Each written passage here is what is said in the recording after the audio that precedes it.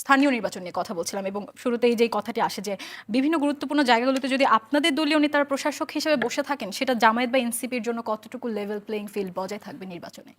ধন্যবাদ আপনাকে এবং আমার প্রিয় জনাব ওসমান হাদির পরে যারা টকশোতে কথা বলেন, মানুষের আলোচনার মাধ্যমে থাকেন এবং জনগণের বিশ্বাসের জায়গায় ওনার স্থান করে নিয়েছেন, সেটা হলো আমার তুষার সরোয়ার ভাই। দীর্ঘদিন আমরা নির্বাচনের কালচার থেকে আমরা অনেক অনেক দূরে ছিলাম। তো আমাদের অনেক ত্যাগের বিনিময়ে আমাদের যে জাতীয় নির্বাচন হলো এবং তারপরে জাতীয়তাবাদী দলের সরকার গঠন হলো। সরকার গঠনের পরে কিছু কিছু জায়গায় আমরা দেখেছি বাস্তবতায়, ধরুন আমরা জনপ্রতিনিধি হয়েছি ঠিকই, আমাদের ইউনিয়ন পর্যায়ে যদি আমরা কাজ করতে যাই, আমাদের সিস্টেমটা এরকমভাবে যে স্থানীয় চেয়ারম্যান মেম্বার যারা প্রতিনিধি ছিল, মানে জনগণের ভোট তো আর ছিল না, ভোটের কালচারই তো ছিল না দেশে, কিন্তু যেহেতু তারা ওই ইউনিয়ন পরিষদের চেয়ারম্যান মেম্বার ছিল, যে কোনো কাজের অগ্রগতি হোক, এটা মনিটরিং হোক, এবং পরবর্তীতে আমি নতুন কোনো কাজের যখন উদ্যোগ নিতাম তখনই আমাদেরকে ওই যে পূর্বের ফেসিসদের রেখে যাওয়া এই প্রতিনিধিদের মাধ্যমে কিন্তু কাজ করতে হয়েছে। কিন্তু দেখেন আজকে 3 মাসের সরকার, আমি মনে করি যে এই 3 মাসের সরকার ইতিমধ্যে যতগুলো জায়গায় প্রশাসক নিয়োগ করেছে সেটা কিন্তু একেবারে যেটা না হলেই নয়, কিন্তু তাদেরকে নিয়োগ দিয়েছে সেটা কি আগামী নির্বাচনী বৈতরণী পার হওয়ার জন্য তাদেরকে ম্যানিপুলেট করে, তাদেরকে জনগণের মানে ম্যান্ডেটকে বাইপাস করে প্রশাসনকে ঢেলে সাজিয়ে বা প্রশাসনের ইঞ্জিনিয়ারিংয়ের মাধ্যমে তাদেরকে প্রতিনিধি করা, এটা একটা অমূলক ধারণা। আমার মনে হয় বাংলাদেশের মানুষ এখন সচেতন এবং এই সরকার যেভাবে আন্তরিক, আপনি দেখবেন নির্বাচনের মধ্যেই আপনি সেগুলো কিন্তু আপনি আজকে আলোচনা করছেন, কিন্তু বাস্তবতায় কি যখন ইলেকশনগুলো হবে স্থানীয় নির্বাচন তখনই দেখতে পারবেন এখানে যদি নির্বাচন কমিশন যদি তাদের মেরুদণ্ড সোজা করে যদি কাজ করে এবং প্রশাসনকে যদি আসলে প্রশাসন যদি তাদের বায়াসনেসের বাইরে উঠে যদি ইলেকশনগুলো যদি কন্ডাক্ট করে, আমার মনে হয় এখন তো বিরোধী দল তো আলোচনার জন্য সরকার পক্ষকে গায়েল করতে চাবে, এটা শুধুমাত্র আমার মনে হচ্ছে এটা একটা অস্ত্র হিসাবে ব্যবহার করতে চাচ্ছে। কারণ আগামী নির্বাচনে যখন নির্বাচনে ইতিমধ্যে যে আমরা বিভিন্নভাবে মানুষের ওয়াদা যে আমরা করেছিলাম উন্নয়নের জন্য, সেগুলো কিন্তু ইতিমধ্যে বিভিন্ন আপনি দেখেছেন, সেটা আমাদের ফ্যামিলি কার্ড বলে কৃষি মানে আমাদের কৃষকদের জন্য, মানে সর্বক্ষেত্রে পাশে দাঁড়াবার জন্য যতগুলো কাজ আমাদের করা উচিত, মাননীয় প্রধানমন্ত্রী আমাদের স্থানীয় প্রতিনিধি হিসাবে আমাদেরকে দিয়ে কাজগুলো করাচ্ছেন। তার মানেটা কি আমরা তো কাজের একটা ফিরিস্তি দেব এবং তার মাধ্যমে জনগণের ভোট পাওয়ার আমরা আশা করব। আর বিরোধী দল যেহেতু ওইভাবে সরকারি দল না থাকলে কাজের ওইভাবে একটা বর্ণনা ওনারা মানে ক্যাম্পেইনটা করতে পারেন না, তখন বিরোধী দলের মনে হয় একটা অস্ত্র ব্যবহার করতে চাবে, সেটা হলো যে আগামী নির্বাচনে সরকার তার প্রশাসনকে ব্যবহার করে এখানে একটা আপনি বলতে চাচ্ছেন শুধু শুধুই দোষ খোঁজার না চেষ্টা? না শুধু শুধু দোষটাকে একটা তো ক্যাম্পিং করতে হবে, তো বিরোধী দলকে আপনি তারা তো ভোট যখন জনগণের কাছে চাবে জনগণকে সচেতন করার জন্য কিন্তু তারা এই ক্যাম্পেইনটা করবে, সেটা ভালো। যদি জনগণ তো সর্বোপরি কি জনগণ দেখবে, জনগণের চোখের সামনে তো এই ইলেকশনগুলো হবে, আমার মনে হয় তারাও সচেতন থাকুক। এই প্রশাসন এবং সরকারের আন্তরিকতা নিশ্চয়ই স্থানীয় নির্বাচনের মধ্যে দিয়ে আমার মনে হয় হাইপোথেটিক্যালি এখনই যে চিন্তাটা করছে এটা অমূলক ধারণা হবে, এটি আমার বিশ্বাস, এবং তারা নির্বাচনের মধ্যে দিয়ে এটাই ইনশাআল্লাহ ফল পাবে। সারোয়ার তুষার, আপনারা কেন জোটবিহীন নির্বাচনের প্ল্যান করলেন এবং আপনারা কি মনে করছেন যে লেভেল প্লেইং ফিল্ড থাকবে এবার স্থানীয় নির্বাচনে? আপনাকে ধন্যবাদ। জোটবিহীনভাবে নির্বাচন করব এরকম এখনো সিদ্ধান্ত কিন্তু হয় নাই। আমরা বলেছি যে সিটি কর্পোরেশন নির্বাচনে জোট কিংবা সমঝোতা হতে পারে, যদিও এখানে একটা ডাইমেনশন আছে যে দলীয় মার্কা থাকবে না, কিন্তু তবু ওই একটা একক প্রার্থী দেয়া 11 দলের পক্ষ থেকে, সেটা হয়তো স্থানীয় সরকারের মধ্যে সিটি কর্পোরেশন নির্বাচনে এটা হতে পারে, কারণ সিটি কর্পোরেশন নির্বাচনে অনেকটাই জাতীয় একটা আমেজ থাকে, সেই দিক থেকে এটা হয়তো ঘটবে। এর বাইরে আরও যে নিচে যেগুলো আছে ইউনিয়ন পরিষদ কিংবা পৌরসভার যে নির্বাচন, সেগুলোতে জোটগতভাবে করাটা একটু কঠিন, কারণ একটা তো যেটা আমি বললাম যে যেহেতু মার্কা নাই, ফলে যারা অনেক সময় মার্কা থাকলেই কিন্তু প্রার্থী সবাই যেহেতু দাঁড়াতে চায় তখন না চিনতে তো পারেই, মানে মার্কা থাকলেই অনেক সময় সমন্বয় করা কঠিন হয়। আর এখন যখন মার্কা থাকবে না, যখন অনেকে দাঁড়াতে চাইবে, তখন আপনি তাকে কিভাবে বসাবেন, সে তো আর পুরোপুরি দলীয় কমান্ড মানতে বাধ্য না। ফলে সেই দিক থেকে ওইটা হয়তো নাও হতে পারে, সেখানে এককভাবে করাটা স্ট্র্যাটেজিক দিক থেকে জোটের সবাই প্রেফার করছে, কিন্তু স্থানীয় সরকার নির্বাচন হয়তো জোটগতভাবে হবে, কারণ এটা প্রায় জাতীয় নির্বাচনের মতোই একটা আমেজ এবং গুরুত্ব থাকে এটা। ওকে, যে প্রশ্নটি করছিলাম লেভেল প্লেইং ফিল্ড বজায় থাকবে কিনা সেটি মনে করছেন কিনা? লেভেল প্লেইং ফিল্ডে তারা বসছে। আমাদের দেশে দলীয় সরকারের অধীনে নির্বাচন এমনিতেই সবসময় কঠিন, এবং সেখানে আমরা উপনির্বাচন দুটো দেখলাম বগুড়া এবং শেরপুরে, সেখানে অনেক অনিয়মের কথা কিন্তু উঠে এসেছে। অনেকে বলেছেন যে সেই মাগুরাতে পরে বগুড়া, মানে আপনি জানেন যে 94 সালে মাগুরার উপনির্বাচন, ওইটা ব্যাপক বিতর্কিত ছিল এবং ওই নির্বাচনের পরেই কিন্তু তত্ত্বাবধায়ক সরকারের দাবিতে আন্দোলনটা বেশ মোমেন্টাম পেয়েছিল। এবং এখন আবার এবারে যে বগুড়ায় যে উপনির্বাচন হলো সেটাও নানাভাবে এজেন্টদেরকে বের করে দেওয়া, হুমকি ধামকি দেওয়া থেকে শুরু করে সিল মারা, এরকম অনেকগুলো অভিযোগ এসেছে। যদিও মিডিয়াতে নিউজগুলো খুব একটা আসে নাই, কিন্তু স্থানীয় পর্যায় থেকে আমাদের ওইখানকার যে 11 দলের নেতৃবৃন্দ তারা এই অভিযোগগুলো কিন্তু করেছেন সংবাদ সম্মেলন করে। এটা একটা বিষয় এবং একটা সহিংসতার আশঙ্কা থাকে। ফলে আমরা তো প্রশাসনের কাছে অবশ্যই চাইবো যে পুলিশ প্রশাসন এবং জনপ্রশাসন, স্থানীয় জনপ্রশাসন তারা নিরপেক্ষভাবে কাজ করবে এই নির্বাচন উপলক্ষে। কিন্তু সেটা কতটা হবে সেটা সময় দেখা যাবে। কিন্তু এই আলোচনাগুলোর চেয়েও একটা গুরুত্বপূর্ণ আলোচনা কিন্তু আছে, সেটা হচ্ছে ধরেন সুষ্ঠু নির্বাচনই হলো ইউনিয়ন পরিষদ এবং পৌরসভা নির্বাচনে, সিটি কর্পোরেশন নির্বাচনে, সরকার কিন্তু এমন একটা আইন করেছে যেটা আগের সরকারের অধ্যাদেশ ছিল, স্থানীয় সরকার অধ্যাদেশ, পৌরসভা, উপজেলা, সিটি কর্পোরেশন, যে অধ্যাদেশটা করা হয়েছিল একটা বিশেষ পরিস্থিতিতে আওয়ামী লীগের যারা মানে বিভিন্ন বিতর্কিত নির্বাচনের মধ্যে দিয়ে যারা ক্ষমতায় বসেছিল স্থানীয় সরকারে এবং যারা পলাতক তাদেরকে অপসারণ করার জন্য তৎকালীন অন্তর্বর্তী সরকার একটা অধ্যাদেশ করেছিল, একটা না কয়েকটা, 4টা। সেগুলো একটা বিশেষ সময়ের জন্য ছিল। এখন কিন্তু আর এই অধ্যাদেশের কোনো দরকার নাই। বিএনপির আপনি যদি নির্বাচনী প্রতিশ্রুতি দেখেন, দলীয় ইশতেহার দেখেন, সেখানে তারা বলেছে আমরা কখনো স্থানীয় জনপ্রতিনিধিদেরকে অপসারণ করে নির্বাহী আদেশে অপসারণ করবো না এবং সেখানে প্রশাসক বসাবো না। কিন্তু যে অধ্যাদেশটাকে তারা আইন করলো সেখানে এই ক্ষমতা সরকারের কাছে আছে যে বিশেষ পরিস্থিতিতে কিংবা জনস্বার্থকে ঠিক করবে, সরকার ঠিক করবে, যেটা একটা জনস্বার্থ মনে হবে। আওয়ামী লীগ কিন্তু অতীতে, আপনি তো নিজেই প্রশ্ন করছেন, উত্তরও দিয়ে দিচ্ছেন। হ্যাঁ, না, এটা তো আমরা জানি যে জনস্বার্থ কথাটা এত ভেগ, আপনি যে কোনো কিছুকে জনস্বার্থ বলতে পারবেন। এখন এই যে বিশেষ পরিস্থিতি দোহাই দিয়ে আপনি জনগণের ভোটে নির্বাচনকে জিতে এসেছেন, সিটি কর্পোরেশনের আপনি একজন মেয়র, আপনি জনগণের ভোটে নির্বাচিত জনপ্রতিনিধি। আমি কেন্দ্রীয় সরকার হিসেবে আমার কাছে এরকম নির্বাহী ক্ষমতা থাকতে পারে না যে আদালতের রায় ছাড়া আমি আপনাকে নির্বাহী ক্ষমতায় অপসারণ করতে পারবো, কিন্তু সেই আইনটাই কিন্তু সরকারের কাছে আছে। ফলে আপনি ভেবে দেখেন এটা কি ধরনের একটা সাইকোলজিক্যাল চাপ।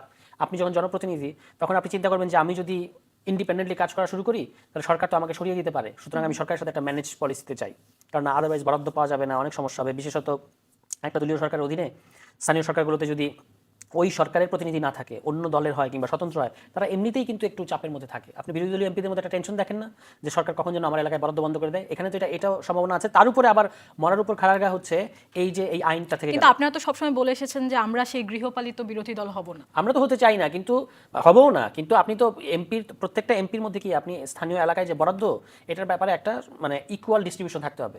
কিন্তু বিরোধী দলের এমপিরা তো এই ভয়ে থাকেন। এখনো পর্যন্ত সেই ধরনের কোনো ডিসক্রিমিনেশন হয়েছে আমি এটা বলছি না, কিন্তু এই সম্ভাবনা তো থাকে। আর এখানে যেটা কথা আমি তুললাম এটা তো আরও ডেঞ্জারাস। এটা আপনার তো এমন আইন আছে, এমন লিগ্যাল ইনস্ট্রুমেন্ট আছে যেটা দিয়ে আপনি একজন পিপলের ভোটে ক্ষমতায় আসা একজন ব্যক্তিকে চাইলে সরিয়ে দিতে পারবেন। এটা মানে আমাদের যে সংবিধানের প্রধান বক্তব্য হচ্ছে জনপ্রতিনিধিত্বমূলক সরকার ব্যবস্থা আমরা জনগণকে দেব, এই স্পিরিটের এগেনস্টে কিন্তু, এবং সংবিধানের যে স্থানীয় সরকার নিয়ে যে অনুচ্ছেদটা আছে সেটার বিরুদ্ধেও এটা গেছে। কিন্তু এই আইনটা এখনো যে কেউ চ্যালেঞ্জ করে নাই। আপনারা চ্যালেঞ্জ করুন। এটা আমি মনে করি যে যারা স্থানীয় সরকার নির্বাচন করবে তাদের উচিত এটা চ্যালেঞ্জ করা। ওকে, আমরা কামরুজ্জামান রতনের কাছে যাই। আপনি ছাত্র রাজনীতির সাথে জড়িত ছিলেন। 2 দিন আগে যে ঘটনা ঘটলো, আসলে দৌড়ে তারেক রহমানের সাথে দেখা করতে যাওয়া ঢাকা ইউনিভার্সিটিতে, সেখানে আবার নিরাপত্তা বাহিনীর ধাক্কা খাওয়া, আপনার কাছে আসলে কি মনে হয়? এই দৃশ্যগুলো তো আগেও আমরা অনেক দেখেছি, তৎকালীন প্রধানমন্ত্রী শেখ হাসিনার আমলেও দেখেছি, এখন বিএনপির আমলেও দেখছি, আবার আপনাদের ছাত্রদল নেতারও এরকম একটা ভিডিও ভাইরাল হয়েছিল। এগুলো আসলে কেন হয়? এমনকি তোষামোদের রাজনীতি কি এখনো চলছে? আমি কি যে একটু তুষার সরকারকে একটু ওনার কথার একটা সাপ্লিমেন্ট করি, সেটা হলো সন্দেহ, অবিশ্বাস। আমি মনে করি জুলাই এই অভ্যুত্থানের পরে অন্তপক্ষে এই এনসিপির কোনো যোদ্ধা ভাই এই সরকারের প্রতি, কারণ আমরা তো এই স্পিরিটটাকে তো আমরা ভ্যালুজ দেই এবং আমরা আসলে এটাকে মূল্যায়ন করি। আমার মনে হয় সন্দেহর যে জায়গাটা, হ্যাঁ করুক, প্রতিবাদ করুক, সন্দেহ করুক, কিন্তু জায়গাটা এমন জায়গায় থাকুক, একটা আত্মবিশ্বাসের জায়গায় থাকুক, একটা রেসপেক্টিভ একটা জায়গায় থাকুক, আমরাও তাদের কগনিজেন্সে রাখবো এবং তারা আমাদের কাজের মধ্যে দিয়ে মূল্যায়নটা করবে। অতীতে মাগুরায় কী হয়েছে, বগুড়ায় সেম হয়েছে, এটার সাথে আমি সরাসরি একটু দ্বিমত করি। কারণ মানুষ কিন্তু এখন সচেতন। ওই যে ধোঁকা দিয়ে বোকা বানাবেন এটা মানুষকে, বা আমি টকশত বললি মানুষ আমার কথা সব কথায় বিশ্বাস করবে, এটা না। এখন আমি আপনার প্রশ্নটা আসছি। আমি গতকাল আমার প্রধানমন্ত্রী যেহেতু প্রথম দায়িত্ব পাওয়ার পর ক্যাম্পাসে গেলেন, যেহেতু আমরা ক্যাম্পাসটা এখন আজকে আমি কিন্তু ক্যাম্পাসে গেছি, ক্যাম্পাসে গেলে এখনো এই বয়সে কিন্তু আমি আমার অতীতের অনেক কিছু মধ্যে ফিরে পাই। আমার স্কুল কলেজটাকে কিন্তু আমি ওইভাবে এখন আর আমার মনে বা স্মৃতিপটে ওইভাবে আমার থাকে না, যেহেতু এখানে সংগ্রামী জীবনের সাথেও আমি জড়িয়েছিলাম। বিশ্ববিদ্যালয়ের লাইফটাকে কালকে উনি যখন গেলেন, তারেক রহমানের বিশ্ববিদ্যালয়ের ওইখানে একটা তো উনি একটা কর্মশালা উদ্ভাবন করতে গেলেন, ওইখানে বিশ্ববিদ্যালয় তারেক রহমান একটা কথা বলেছেন, এটা আজকে তরুণ প্রজন্মের জন্য, যে বিশ্ববিদ্যালয়গুলোকে শুধু আমি পড়াশোনার জায়গাতে রাখবো না, এখানে গবেষণা উদ্ভাবনার দিকে মনোযোগী হওয়ার যে মানে আহ্বান জানালেন। এবং একটা চতুর্থ শিল্প বিপ্লবের কথা বলেছেন। আজকালকার এই যে প্রজন্মটা কিন্তু চায়। এখন আসেন তো ওনার প্রথমটা হলো তো কর্মশালায়, দ্বিতীয়টা হলো সাধারণ ছাত্রছাত্রীদের বিভিন্ন ইভেন্টসে তাদের পড়ালেখা সংক্রান্ত যতগুলো প্রশ্ন জিজ্ঞাসা ছিল, উনি রেজিস্ট্রার বিল্ডিং থেকে বিসির থেকে হেঁটে উনি ওই ভবনটাতে আসলেন। ওইখানে একটা স্বতঃস্ফূর্ত আমাদের দলীয় আমাদের নেতাকর্মী, আমরা তো ওনার পাশে থাকবোই। আর আপনি যদি ভিডিওটা দেখেন ওখানে কিন্তু আমাকেও দেখবেন যে ভূমিকাটা কি ছিল। অ্যাকচুয়ালি আমরা অনেকেই জানি একটা ইমোশন দিয়ে প্রধানমন্ত্রী রাষ্ট্রের সর্বোচ্চ একটা জায়গায় ওনার সিকিউরিটি কনসার্নে যারা নিয়োজিত থাকেন, বিশেষ করে এসএসএফ যতগুলো সংস্থা নিয়োজিত থাকে, তারা কিন্তু দেখে প্রধানমন্ত্রী তার সিকিউরিটি নিয়ে কিন্তু কথা বলে। আমি দলের নেতা বা আমার যে দায়িত্বটা আর সিকিউরিটির দায়িত্বটা কিন্তু এটা অনেক আকাশ। আমি আপনার কাছে সেটাই জানতে চাচ্ছি, রাষ্ট্রের সর্বোচ্চ নিরাপত্তা বলয় ভেঙে কি আবেগেই যায় শুধু, নাকি ওই যে নেতার সাথে আবার ছবি টবি তুলে ফেসবুকে আপলোড দিয়ে টেন্ডারবাজি চাঁদাবাজি করা? আবেগে আমার নেতা আমার ক্যাম্পাসে আসছেন, যেখানে বিশেষ করে আমার ছাত্র নেতাই আমান ওখানে ছিলেন, আমিও তার সাথে ছিলাম। আমান তো মনে করতেছিল যে এটা আমার ক্যাম্পাস, আমার বাড়িতে উনি আসছেন, এখানে আবার সিকিউরিটি কি? আর সিকিউরিটি কাজ কি? সিকিউরিটির কাজ হলো যে আমার রাষ্ট্রের সর্বোচ্চ ব্যক্তিকে আমার বলয়ের ভিতরে ঢুকতে দেবো না। তখন যখন ওইখানে একটা হ্যাসেল, ওটা কিন্তু কালকে কিন্তু আমাদের আমান কিন্তু স্টেটমেন্ট দিয়েই বলেছে যে না, যেটা হয়েছে এটা আমাদের একসাথে কাজ করতে গিয়ে একটু বোঝাপড়ার মধ্যে একটু সাময়িক, যেটা কোনো ধাক্কা দেখে না, কে কাকে ধাক্কা দিবে।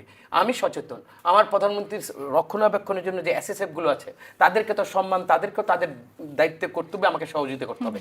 ওইখানে এত কনজাস্টেড ছিল এবং এত স্বতঃস্ফূর্ততা ছিল এবং সাধারণ ছাত্রছাত্রীদের মধ্যে উনি যেভাবে গতকাল বিশ্ববিদ্যালয়ে তো সাহেবরা তো ছিলেন, ঢাকা বিশ্ববিদ্যালয়ে তারেক রহমানকে যেভাবে রিসিভ করেছে, এটা আমাদের জন্য একটা আবেগের জায়গা। তো আমরা আমার নেতাকে এত সম্মানিতভাবে দিচ্ছি, ওই সম্মানের প্রধানমন্ত্রীর পাশে গিয়ে যদি আমার একটা সেলফি বা কোনো যদি আমার একটা ছবি থাকে, এইটাই আমার হয়তো রাজনীতিতে আমার একটা বিরাট হাইলাইটস হবে। তো ওইটা মানে এটা কিন্তু যে এতগুলো মানুষ একসাথে এবং সিকিউরিটি তার দায়িত্ব পালন করেছে, আমি আমার আবেগের জায়গা থেকে কাছে যেতে চেয়েছি। ওইটা ওরকম স্যারের কাছে শুনি, আপনি কি এই বক্তব্য সমর্থন করছেন? আসলে জুলাই অভ্যুত্থানের পর আপনারা যে রাষ্ট্র চেয়েছিলেন সেখানে নিশ্চয়ই দৌড়াদৌড়ি বা তোষামোদ করা এগুলো থেকে বিরত থাকার কথাই বলা হয়েছিল। দেখেন, এখানে দুটো জিনিস আপনি শুরুতে একটা বলেছেন, প্রধানমন্ত্রী বলেছেন গবেষণা এবং র্যাঙ্কিংয়ের বিষয়ে। উনি ভাইস চ্যান্সেলরকে পাশে বসিয়ে বলেছেন যে ঢাকা বিশ্ববিদ্যালয়ের র্যাঙ্কিংয়ে এটা নিচে নামার একটা কারণ হচ্ছে রাজনৈতিক বিবেচনায় এখানে ভিসি নিয়োগ দেওয়া হয়েছে অতীতে। এই কারণে র্যাঙ্কিংয়ে ঢাকা বিশ্ববিদ্যালয় খুব খারাপ অবস্থায় থাকে সবসময়, মানে ওয়ার্ল্ড র্যাঙ্কিংয়ে। এখন যে ভাইস চ্যান্সেলরকে পাশে বসে উনি এই কথা বলেছেন, আমি ওনার দিকে, মানে আমি তো ভিডিওতে ওনার দিকে তাকাচ্ছিলাম আর কি। তো ওনার এক্সপ্রেশন, উনি পারলেও যে ছেড়ে দে মা কেঁদে মাছি, কোথায় লুকাবেন, এটা ছিল ওনার এক্সপ্রেশন। কেন? কারণ উনি হচ্ছেন বিএনপির শিক্ষা সম্পাদক। আপনি বিএনপির শিক্ষা সম্পাদককে ঢাকা বিশ্ববিদ্যালয়ের ভাইস চ্যান্সেলর করেছেন, যিনি মির্জা আব্বাসের নির্বাচনী প্রচারণা করেছেন। আপনি ইউজিসিতে বসিয়েছেন জাসাসের নেতা, মানে আপনার সাংস্কৃতিক সংগঠনের একজন নেতাকে। আপনি কুয়েটে বসিয়েছেন যাকে শিক্ষার্থীরা পদত্যাগ করে মানে পতন ঘটিয়েছিল অন্তর্বর্তী সরকারের আমলে, তাকে আবার ফিরিয়ে এনেছেন।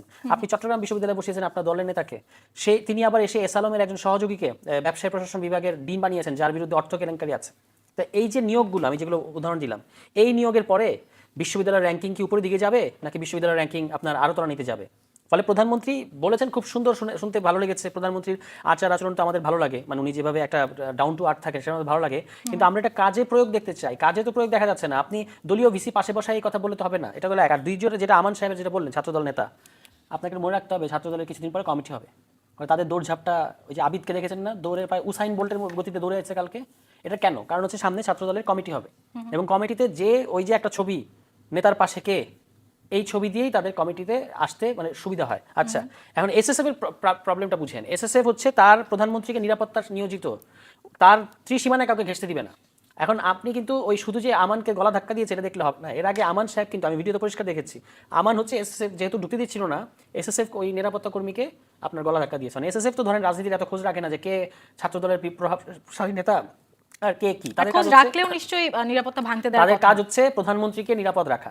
ফলে যখন আমান তাকে ধাক্কা দিয়েছে ওই এসএসএফ কর্মীকে, তারপরে সে পাল্টা এই কাজটা করেছে, ঠিক আছে? এবং এটা তো ঘটবে। এখন আপনাকে হয় আপনার পলিটিক্যাল কালচার দেখেন। এর আগে প্রধানমন্ত্রী একটা কাজ করেছিলেন, প্রধানমন্ত্রী আপনার কোনো একটা প্রোগ্রামে ছাত্রদলের নেতাদের বলেছেন কালকে পল্টন অফিসে যাব, তোমাদের সবাইকে দেখতে চাই।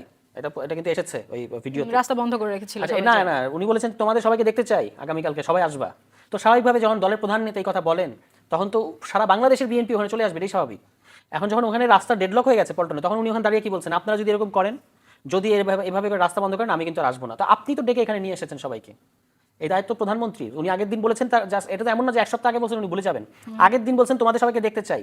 তো বিএনপির মতো দল, যে একটা বড় দল, যেখানে কিনা পদ পদবি সমস্ত কিছু নির্ভর করে হচ্ছে প্রধানমন্ত্রীর উপরে। ওই দেখবেন যে প্রধানমন্ত্রী যখন গাড়িতে উঠে তখন বিএনপি বা ছাত্র দলের নেতারা হুমড়ি খেয়ে পড়ে সালাম দেওয়ার জন্য, একটু চেহারাটা দেখানোর জন্য। আচ্ছা, আপনারা যদি ক্ষমতায় যেতেন আপনারা কি তাহলে নেতাদের পেছনে দৌড়াতেন না? এটা ম্যানেজ করার কি আপনাদের কোনো আমাদের মেকানিজম যদি ছিল? ক্ষমতায় যখন যাব, যদি এরকম দেখেন তখন বলবেন, কিন্তু এখন পর্যন্ত দেখছেন এরকম দৌড়াদৌড়ির কালচার এটা নাই। কারণ হচ্ছে এখানে মানে আমরা এটা করি না। না, আপনাদের তো সেই পজিশনগুলো এখনো তৈরি হয়নি, কে বড় কে হ্যাঁ, ছোট, সবাই যদি একই সাথে না না, রাজনীতিতে এসেছে। কেন আমাদেরকে একটা সংগঠন নাই, আমাদেরকে একটা সেন্ট্রাল কমিটি নেই, সেখানে কি পদ পদবি নাই? আমাদের দলে কি ধরেন নাহিদ ইসলাম এখন বাংলাদেশের প্রভাবশালী 5-6 জন পলিটিশিয়ানের একজন, তিনি আছেন না? তো তার পিছনে কি আমরা এভাবে দৌড়াই? কিংবা আপনি মহানগর কিংবা আমাদের থানা কমিটি কাউকে এভাবে দৌড়াতে দেখবেন বা কোনো নেতার পেছনে দেখবেন? ওই কালচারটা থেকে বের হতে চায় এই জেনারেশন। কিন্তু এই যে আবিদ বা আমান, তারা এই জেনারেশনের হলেও তাদের সমস্যা হচ্ছে যে তাদেরকে তো এই দৌড়ার, এই পলিটিক্যাল কালচার, যে পলিটিক্যাল কালচারে তারা আছে সেখানে এই না দৌড়ালে সে পিছিয়ে পড়বে, এই জন্য সে উসাইন বোল্টের গতিতে দৌড়ায়। ওকে, আমরা যেমন রতনের কাছে যাই। আমাকে কথা বলতে হবে। জি নিশ্চয়ই বলুন, এরপর প্রশ্নটি যে করি। এখানে একেবারে মিস্টেক আপনি যেটা বলছেন, আপনি অনুমান নির্ভর বলছেন, বা আপনি মনে করতেছেন এইভাবে কথা বললে ছাত্রদল মানে একটু মেলাইন হয়ে নিচে চলে যাবে। যাক, এটা আপনার কনসেপ্ট। আমি পার্সোনালি বলি, তারেক রহমান বর্তমানে, আগে তো বিদেশ থেকে দল চলে যাচ্ছেন, এখন দেশে এসে উনি যেটা করছেন, মানে হোসেন বল্টের মতো সামনে গেলেই বরঞ্চ সে রিং আউট হয়ে যাবে। এটুকুই আপনাকে এনশিওর করলাম আমি, যে এইটা আবিদ করুক আর আমান করুক, এটা হবে না। আর আপনি যেটা বলেছেন, একেবারে আপনি যদি কোথাও বলতে পারেন যে এসএসএফকে আমান গলা দেখা দিয়েছে, এটা নেহাত, এটা সত্য নয়। নিজের চোখে দেখছি না না, আমি আই ওয়াজ দেয়ার। আপনি আমার দেখো ওই ছবিটা, এই দাঁড়িয়ে মানুষটাকে আপনার দেখেন, না, দেখছি এই কাজটা না না, উনি কি বলেছেন আমি বলি। আমি ওনাকে আমানকে বলছি, আমান ওটা কিন্তু রাষ্ট্রের সর্বোচ্চ জায়গায়, তুমি ওদের সাথে মানে বাদানুবাদিতে যেও না, এটা আপনি অ্যাবসার্ড, এটা হতেই পারে না। আপনি আবার ভিডিওটা দেখেন, এটা হলো আমি প্রথম বললাম। আচ্ছা, এই যে অন্তর্বর্তীকালীন সরকারের সাথে যারা মন্ত্রিত্ব নিয়েছেন, আপনার সাথে যাবে না, নাহিদ ইসলামের সাথে যাবে না, আসিফ মাহমুদের সাথে যাবে না, আপনি বলেন তো? আমরা তো নিশ্চয়ই সংগ্রামের কাফেলা ছিলাম। আপনাদের শাসন ক্ষমতার মধ্যে আপনারা বিশ্ববিদ্যালয় ওই জায়গায় আপনারা করেছেন, সেটাও দেখেছি। এই যে বেসরকারি স্কুলের যতগুলো, তারা কোথায় কিনা করেছে, আপনি যতগুলো মানে নর্দা বলেন, আপনার যে রামপুরাতে বিশ্ববিদ্যালয়, বেসরকারি যে ছাত্র সংঘ, কোনো জায়গায় কিন্তু ওরা পিছনে ছিল না।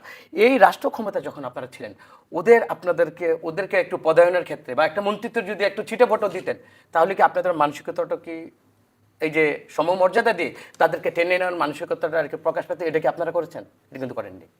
সুতরাং আমি বলি যে, আপনি বলি, আজকে যদি আপনারা ক্ষমতায় যেতেন, আপনি জেলা প্রশাসক জাতি করতেন, ওইখানে কি অন্য কাউকে, জাতীয়তাবাদী দলের কাউকে কি আপনারা নমিনি করতেন? আমরা একটা সার্চ কমিটি করতাম, ওই সার্চ কমিটির মধ্যে দিয়ে আমরা আপনারা করতেন। তাহলে আমি বলি, এখন জনগণের মধ্যে যে আবার একটা কথা, তারেক রহমান একটা জায়গায় গেলে মনে করেন 20,000 লোক নেমে যায়। হ্যাঁ, নাহিদ ইসলামকে আমি সম্মান রেখে বলি, যদি 20,000 লোক যেদিন নাহিদ ইসলামের আপনার পাশে যাবে, ওদিনকে এই কন্ট্রোলিংটা আপনাদের মধ্যে থাকবে না। নেহায়েত আমি বলি, এইটা কারোর নিয়ন্ত্রণে থাকে না, এটা দলের নির্দেশনার মধ্যে এটা নেই, এটা আবেগের উচ্ছ্বাসের মধ্যে, ব্যক্তিগত উদ্যোগের মধ্যে কিন্তু এটা এই জিনিসটা করা হচ্ছে। এটাকে কখনো তারেক রহমান অ্যালাউ করেন না। যখন আপনি কালকে বক্তব্য দিচ্ছিলেন, আপনার বিশ্ববিদ্যালয়ের ছোট ভাইরাই বলছে মাননীয়, না মাননীয় বলা যাবে না, আপনারা বলেন না। এই যে হামলি, যে এই জিনিসটা, আপনি এই জিনিসগুলো আপনি দেখেন, তারেক রহমানের পাশে দৌড়ে গেলে ভাইয়া সে মাইনাস হয়। আমি আপনাদেরকে একটু করলাম, উনি অনেক এখন বাস্তবতার মধ্যে আছেন এবং অনেক কিছুর মধ্যে সবকিছু মনে আর বললে জি, আমরা অনেক নতুন কিছু খেয়াল করেছি, আমরা সেগুলোকে সাধুবাদ জানাই। আমরা একটু পরবর্তী বিষয়ে যাই। আপনারা 30 লাখ কোটি টাকার ঋণের বোঝায় দেশ ধ্বংস হয়ে যাচ্ছে বলছেন, একই সাথে হাজার হাজার কোটি টাকার মেগা প্রজেক্টের ঘোষণা দিচ্ছেন। আগে যখন আওয়ামী লীগ এসব করতো তখন কিন্তু আপনারা বলতেন যে উন্নয়নের প্রতি দেখানো হচ্ছে বা অ্যাকচুয়ালি কিছু করা হচ্ছে না। এখন যে আপনারা এই যে পদ্মা ব্যারেজ করার প্রকল্পের কথা বলছেন, সেটি তাহলে আওয়ামী লীগের মতোই হয়ে গেল না? না, আপনার আওয়ামী লীগ প্রজেক্ট দিতে, যেমন আপনার যে কালকে রূপপুর বালিশের গল্প, পর্দার গল্প, এখন তারেক রহমান ওখানে আরেকটা কথা বলছেন, আমার সর্বোচ্চ আমার বালিশটার দাম হলো 1,000 টাকা, এবং আমি লন্ডনে যেটা ব্যবহার করতাম এটা বাংলাদেশে নিয়ে আসি। ওনার একটা ওই বালিশের শুতে উনি ইউজ টু। ওকে, আপনি এখন যতগুলো মেগা, মানে একটা গভর্নমেন্ট গেলে তার তো কিছু পরিকল্পনা থাকবে। মেগা প্রকল্পের নামে মেগা দুর্নীতি হলো কিনা বা হবে কিনা, এইটার জন্য এই আমার তুষার সারোয়ার ভাইরা রাজপথে আরো বেশি সচেতন থাকুক। পার্লামেন্টে আমরা জানি ওনারা আপার হাউজও যাবেন, ওনারা গিয়ে, আমরা তো বলি না যে আমাদের একটা অন্ধভাবে আমাদেরকে বিশ্বাস করো, অন্ধভাবে আমাদেরকে সার্টিফিকেট দিয়ে যাও, যেটার কারণে আমরা হ্যাঁ একেবারে আকাশে উঠে যাব, হ্যাঁ আমরা ভেস্তে চলে যাবো, তা তো না।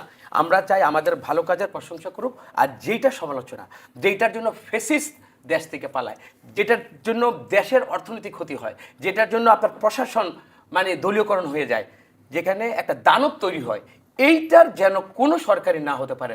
ওনারা যদি হয় আমরা প্রতিবাদ করব। আমাদের মধ্যে যদি ওই লেগেসি তৈরি হয়, সেটা ব্যাড এক্সাম্পলের ক্ষেত্রে ওনারা সেটা করুক। এটি আমরা কিন্তু we should সারোয়ার salute, তুষার আমরা সেটা তখন করব। বলছিলেন যে আপনারা কোন কোন পদে কাকে কাকে বসিয়েছেন, সো ইতিমধ্যে কিন্তু তারা দেখতেই পাচ্ছে। আচ্ছা, আপনি কাউকে কাউকে বসাতে হবে। বসানোটা যদি আপনি দোষ করেন, এটা কয়দিন, এই মনে করেন 6 মাস 1 মাসের মধ্যে কিন্তু ওটা চলে যাবে। বসে সে কি কাজটা না, করছে? বাইরের লোক বসাক না, দলের লোক বসাইতে হবে কেন? আপনাদের এখানে দেখেন ডেপুটি মানে স্পিকার মানে পদের জন্য কিন্তু জামাত ইসলামকে আমন্ত্রণ জানিয়েছিল, ওটা ওনারা নেয়নি। এখন আমার সাথে আপনি সংসার করবেন না, আমি তো জোর করে আপনাকে সংসার করতে পারবো না।